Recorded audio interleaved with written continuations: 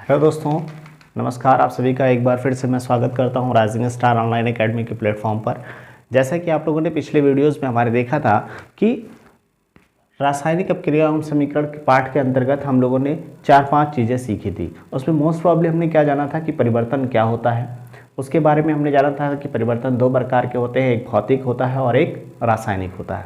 दूसरा हम लोगों ने ये जाना था कि रासायनिक अपक्रिया किसे कहते हैं, रासायनिक अपक्रिया को हम किस प्रकार रिप्रेजेंट करते हैं, उसके लिए हम लोगों ने रासायनिक एक जो समीकरण था उसको जाना था। यानी हमने जो है केमिकल्स इक्वेशंस को लिखना सीख लिया था।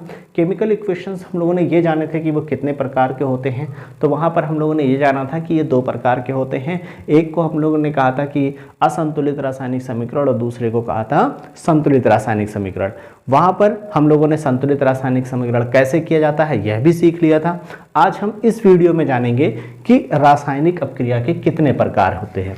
तो रासायनिक अपक्रिया के अगर हम प्रकार के बारे में बात करें तो रासायनिक अपक्रिया मुख्य रूप से 5 प्रकार की होती है। 5 प्रकार की रासायनिक अपक्रियाओं को हम बारी बारी से यहाँ पर सीखेंगे, ठीक है ना। आई होप इस पूरी वीडियो को देखने के बाद आपको रासायनिक अपक्रिया के सभी प्रकारों के बारे में अच्छे से जानकारी हो जाएगी, ठीक है ना। तो चलिए देखते हैं। तो पहला है हमारा संयोजन अपक्रिया। इसको हम लोग कहते हैं अंग्रेजी में कॉम्बिनेशन रिएक्शंस। इसकी अगर एक शॉर्टकट परिभाषा अगर हम लोग देखें तो इसमें क्या कहते हैं, 2 या 2 से अधिक अभिकारक मिलकर एकल उत्पाद बनाते हैं, ठीक है ना। यानी जब हम 2 या 2 से अधिक अभिकारकों को मिला देते हैं तो उससे एक उत्पाद प्राप्त होता था। एग्जाम्पल के तौर पर ऐसे समझ लीजिए कि जैसे हमने शरबत बनाना है, ठीक है ना। तो आप क्या करते हैं, आप वहाँ पे बहुत सारी चीज़ें लेते हैं, जैसे चीनी लेते हैं, पानी लेते हैं, नींबू डालते हैं, फिर उन सभी चीज़ों को जब मिक्सअप कर देते हैं तो एक उत्पाद प्राप्त होता है, उसे हम लोग कहते हैं शरबत। यानी यहाँ पर क्या है कि बहुत सारी चीज़ों को आपने एक में कंबाइन कर दिया, यानी एक में मिला दिया, ठीक है ना। और मिक्सअप होने के बाद वह उसी के अनुरूप होकर के मिल करके एक प्रोडक्ट यहाँ पे प्रोड्यूस हो रहा है, जिसे हम लोग शरबत कहते हैं। इसी प्रकार से आप बहुत सारी चीज़ें ले सकते हैं जिसमें बहुत सारी चीज़ों को मिलाने के बाद हमें सिंगल एक उत्पाद प्राप्त हो जाता है। तो ऐसे रिएक्शंस को हम लोग क्या बोलते हैं, कॉम्बिनेशन रिएक्शंस बोलते हैं। कुछ मोस्ट प्रोबेबल एग्जांपल हैं, जरा मैं उसको दिखाता हूँ आपको लिख करके कि आप इसको कैसे जान सकते हैं, ठीक है ना। जैसे मान लीजिए कि हमने यहाँ पे अमोनिया ले लिया, अमोनिया NH3, इसकी क्रिया अगर हम HCl से करा देते हैं, यानी हाइड्रोक्लोरिक अम्ल के साथ करा दें, तो ये क्या बना देता है, ये बना देता है बेटा NH4Cl, ठीक है ना। क्या बन गया, NH4। तो यहाँ पर देखो उत्पाद कितने हैं, सॉरी अभिकारक कितने हैं, 2, उत्पाद कितना बना, 1, ठीक है ना। यानी 2 चीज़ें मिल करके मिक्सअप होकर के यहाँ पर एक उत्पाद आपको प्रोड्यूस कर रही हैं, ठीक है ना। दूसरा एक एग्जांपल लेते हैं। जैसे एग्जांपल के तौर पे हम यहाँ पे कार्बन मतलब जो है CO ले लेते हैं। CO की क्रिया अगर हम Cl2 से करा देते हैं तो ये बना देता है COCl2, ठीक है ना, जिसको हम लोग कहते हैं कार्बोनिल क्लोराइड, ठीक है ना। यहाँ पर भी देखो उत्पाद अभिकारक कितने हैं, 2, 1 और 2, यानी 2 अभिकारक हैं, मिल करके उत्पाद कितना बन रहा है, 1, ठीक है ना। एक एग्जांपल और ले लेते हैं। अगर हम एथिलीन ले लें, सपोज दैट क्या ले लें, एथिलीन। एथिलीन का हमारा क्या होता है, CH2 डबल बॉन्ड CH2। अगर इसकी क्रिया हम हाइड्रोजन के साथ करा दें, ठीक है ना, किसके साथ करा दें, हाइड्रोजन के साथ, ये उपस्थिति किसकी उपस्थिति में होगा, निकिल की उपस्थिति में होगा, और ये 200 से 300 डिग्री सेल्सियस तापमान इसको देना पड़ेगा।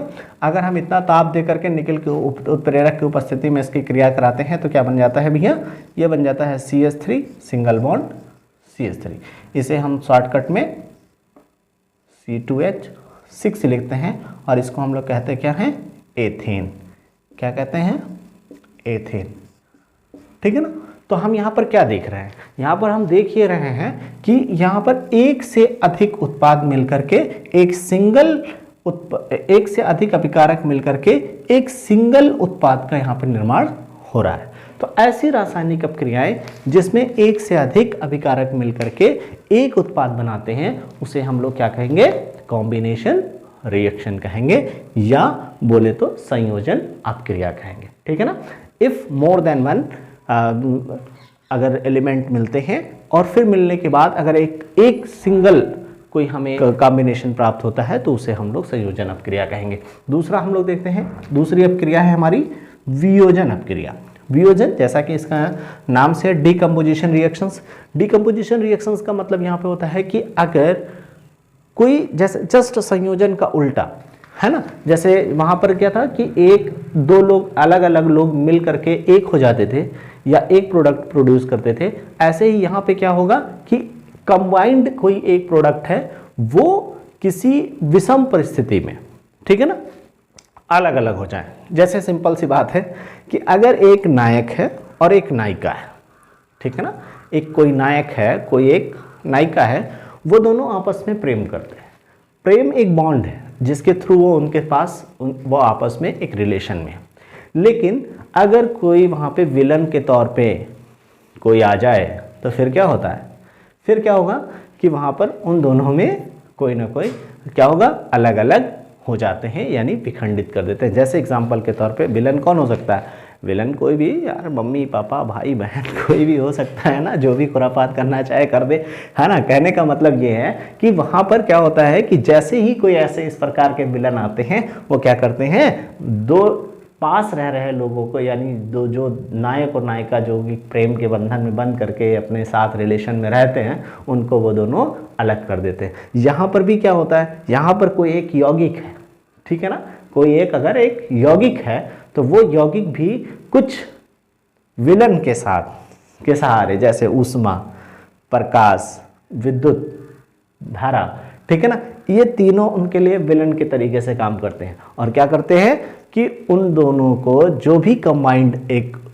यौगिक है उसको उसकी उपस्थिति में अलग अलग कर देते हैं, विखंडित कर देते हैं, ठीक है ना। तो जरा देख लेते हैं, वो अगर ऊष्मा की उपस्थिति में अगर वियोजन हुआ है, अगर अलगाव हुआ है, तो उसे हम लोग ऊष्मीय अपघटन कहते हैं। क्या कहते हैं, ऊष्मीय अपघटन कहते हैं। एग्जाम्पल के तौर पे जैसे देख लेते हैं, जैसे 2PbNO3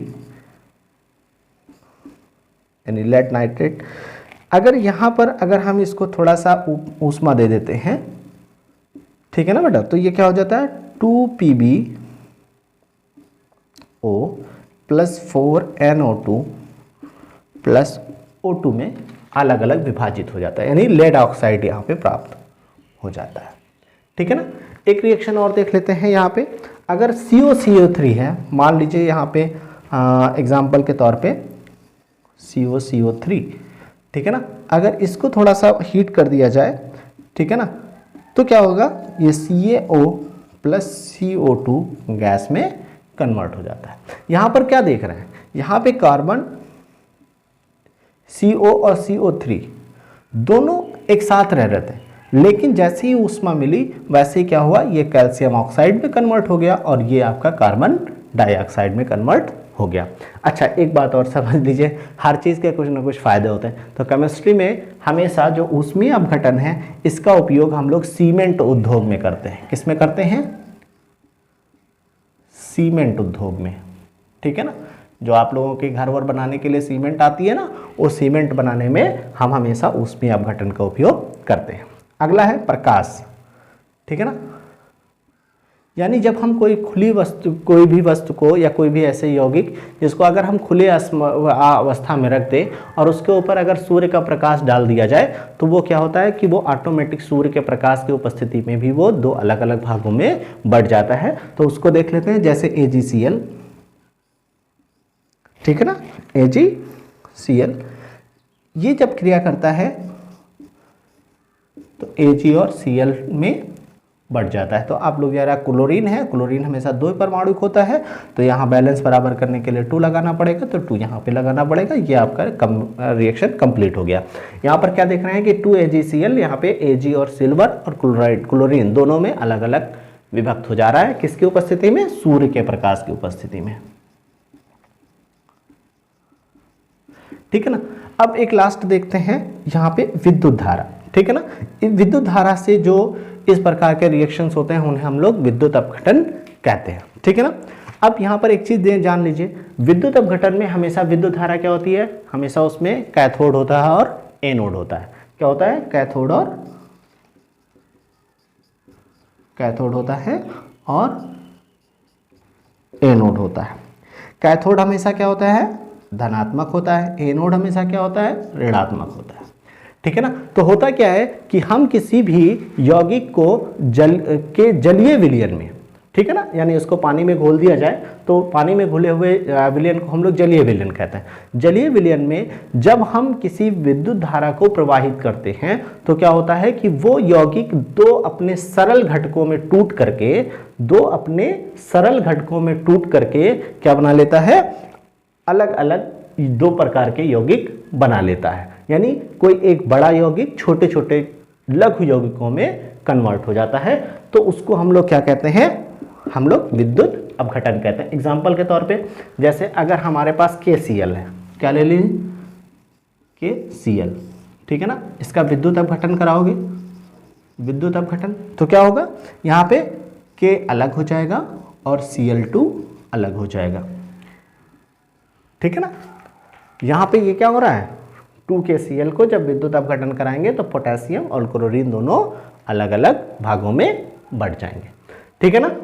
तो ये हमारा रहा विद्युत अपघटन, यानी वियोजन अपक्रिया तीन चीजों पर डिपेंडेंट है, ऊष्मा पर, सूर्य के प्रकाश पर और विद्युत धारा पर, ठीक है ना। तो अब चलते हैं तीसरे अपक्रिया के।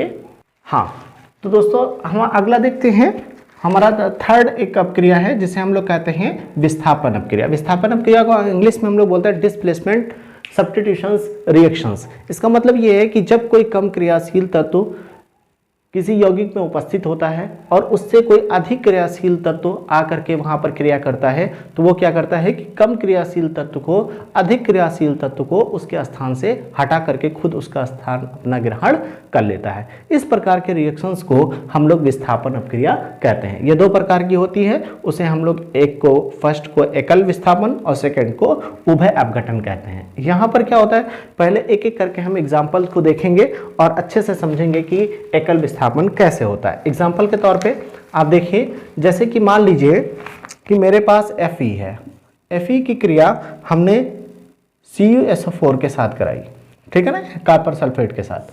अगर इसकी क्रिया हम कराते हैं तो हम क्या देखते हैं कि फेरिक कॉपर से अधिक क्रियाशील है, तो क्या करेगा कि फेरिक कॉपर को उसके स्थान से हटा करके विस्थापित कर देगा और कॉपर को बाहर कर देगा। अर्थात हम लोग यहाँ पे क्या करेंगे, यानी कॉपर फेरिक के स्थान पे आ जाएगा और फेरिक कॉपर की जगह पे चला जाएगा, यानी यहाँ पे क्या बन जाएगा FeSO4 प्लस Cu। ऐसी अपक्रियाओं में क्या हुआ कि एक जो बाद में अभिकारक आया वो यौगिक के साथ उपस्थित किसी तत्व को उसके स्थान से हटा करके खुद अपना स्थान ग्रहण कर ले रहा है, ठीक है ना। एक एग्जांपल हम और दिखाते हैं आपको, जैसे मान लीजिए कि यहाँ पे Zn है, Zn की क्रिया भी यहाँ पे CuSO4 के साथ करा दी जाए तो क्या हो जाएगा, यहाँ पे हो जाएगा ZnSO4 प्लस Cu। अब हम ये निर्धारण कैसे करें, तो इसके लिए विद्युत रासायनिक श्रेणी में आप देख सकते हैं कि वहां पर कौन कितना क्रियाशील है, ठीक है ना, ये बात बगल में दी गई है।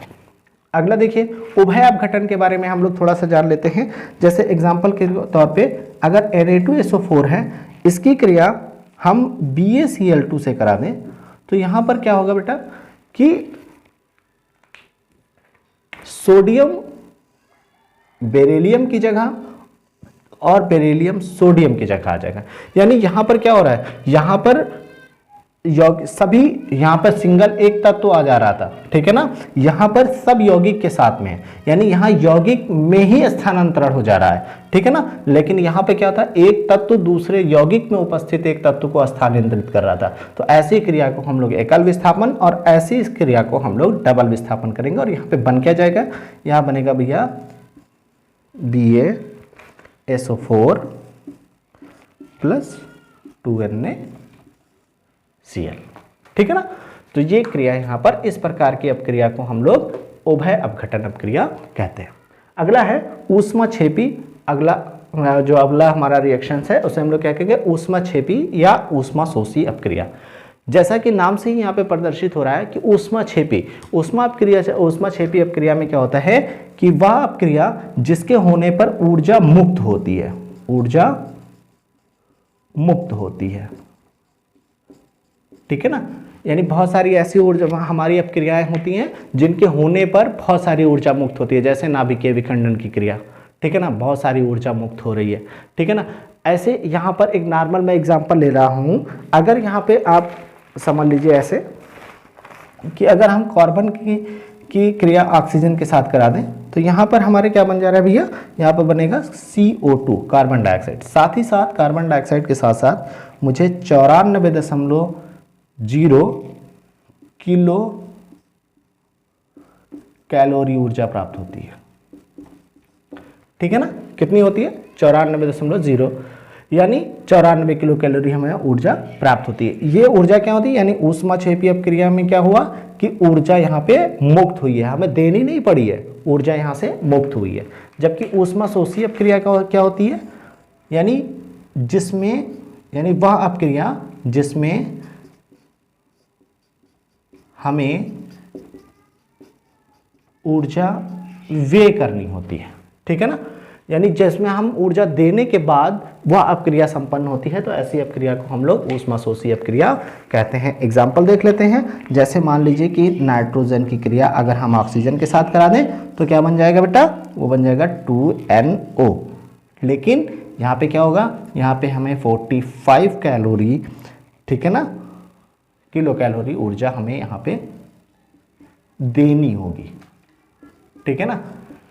अच्छा, एक बात और समझ जाइए, जहां पे प्लस का निशान लगा हो तो आप समझ जाइए कि ये ऊष्माक्षेपी अपक्रिया है, और अगर नेगेटिव का निशान लगा है तो उसे आप समझ जाइए कि ये ऊष्माशोषी अपक्रिया है। ठीक है ना। अब लास्ट आपकी एक अपक्रिया बची है जिसे हम नेक्स्ट वीडियो में जानेंगे, और वो है ऑक्सीकरण और अपचयन।